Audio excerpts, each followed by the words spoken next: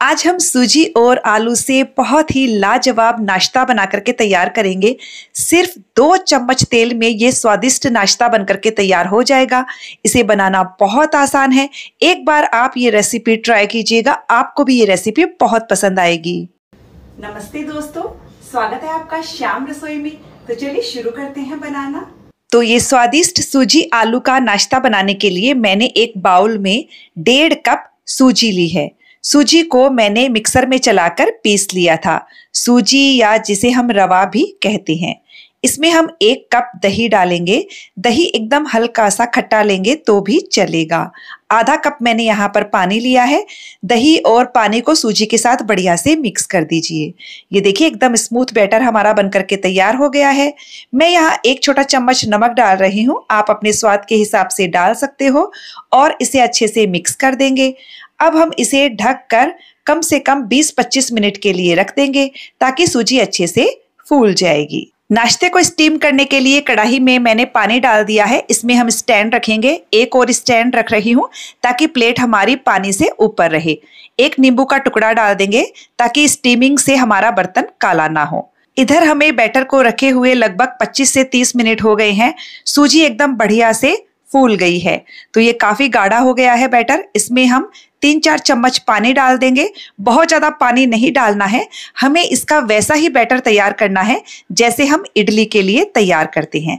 एकदम perfect consistency है, क्योंकि जब हम इसमें बेकिंग सोडा या इनो डालते हैं तब भी बैटर थोड़ा सा पतला होता है।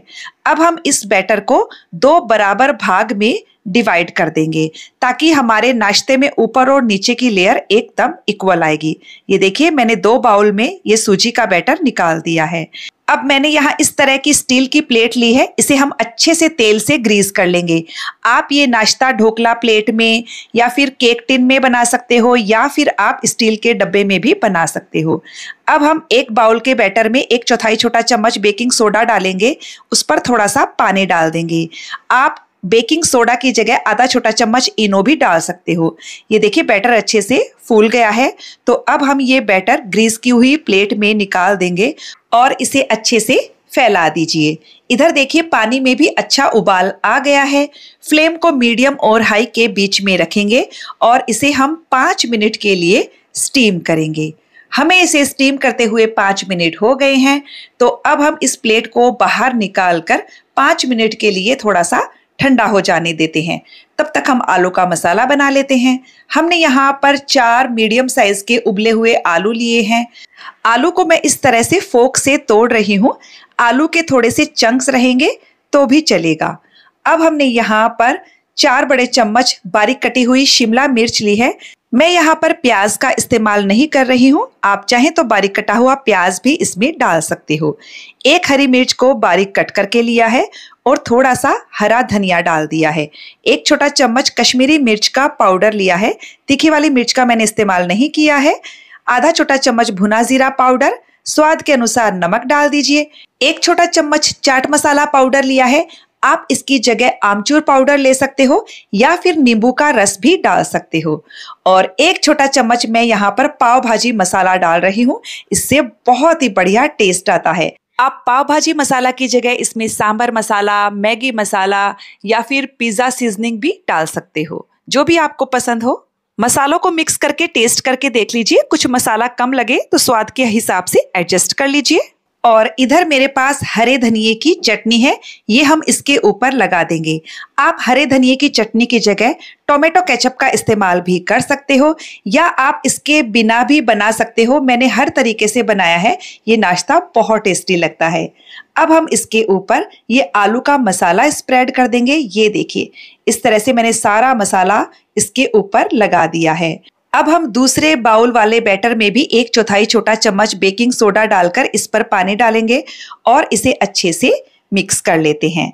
और अब हम ये प्लेट फिर से कढ़ाई में रख देंगे और ये बैटर हम इसके ऊपर डाल देंगे और आप इसे अच्छे से स्प्रेड कर दीजिए।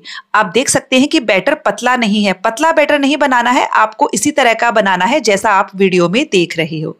अब हम फ्लेम को मीडियम और हाई के बीच में रखते हुए इसे 10 से 12 मिनट के लिए स्टीम करेंगे।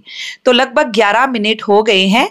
चाकू की सहायता से आप इसे चेक कीजिए, बीच में चाकू डालिए, चाकू एकदम क्लीन है। तो अब हम इस प्लेट को बाहर निकाल कर पहले ठंडा होने देंगे। जब ये ठंडा हो जाएगा तब हम इसे कट करेंगे। तो फ्रेंड्स, आप इसे गरम गरम में कट मत कीजिएगा, वरना नाश्ता सफाई से कट नहीं होगा, वो टूट जाएगा। तो देखिए, मैं यहाँ पर इसे ट्रायंगल पीसेस में कट कर रही हूँ और साइड के किनारे भी आप इस तरह चाकू की सहायता से हटा लीजिए। और ये देखिए क्या गजब का हमारा नाश्ता बनकर के तैयार हुआ है। बहुत ही बढ़िया है फ्रेंड्स, ये खाने में एक बार आप ये रेसिपी ट्राई करके देखिएगा, आपको भी ये बहुत पसंद आएगी। ये देखिए बहुत ही बढ़िया नाश्ता बना है। तो चलिए, ये प्रोसेसिंग तो हमारा पूरा हो चुका है। अब 2 से 3 मिनट का काम और है। एक तवा लेंगे, उस पर हम थोड़ा सा तेल डालेंगे। पूरी रेसिपी में बस इतना ही तेल हमारा लगेगा। फ्लेम हमारी मीडियम है। इस पर हम थोड़ी सी राई डाल देते हैं और अब हम इन पीसेस को तवे पर रखकर सेकेंगे। तो 1 से 1.5 मिनट के लिए इन पीसेस को तवे पर अच्छे से सिकने दीजिए। सेकने से ये नाश्ता और भी ज्यादा स्वादिष्ट हो जाएगा। 1-1.5 मिनट के करीब हो गए हैं। ये देखिए, इस तरह से इसे पलटकर दूसरी साइड से भी सेक लेंगे। अब दूसरी साइड से भी 1 से 1.5 मिनट के लिए इन्हें सिकने दीजिए। तो चलिए, तो करीब 1-1.5 मिनट मैंने इसे सेक लिया है। अब हम इन पीसेस को तवे पर से हटा लेंगे और इसी तरह से बाकी के बचे हुए पीसेस को भी सेक लेंगे। तो ये हमारा नाश्ता तैयार है। टोमेटो केचप, हरे धनिया की चटनी के साथ आप इसे सर्व कीजिए। तो फ्रेंड्स, आपको ये रेसिपी कैसी लगी मुझे कमेंट करके जरूर बताइएगा। अच्छी लगे तो वीडियो को लाइक शेयर करने के साथ चैनल को सब्सक्राइब कर दीजिएगा, ताकि हमारे आने वाले वीडियो का नोटिफिकेशन आपको मिल सके।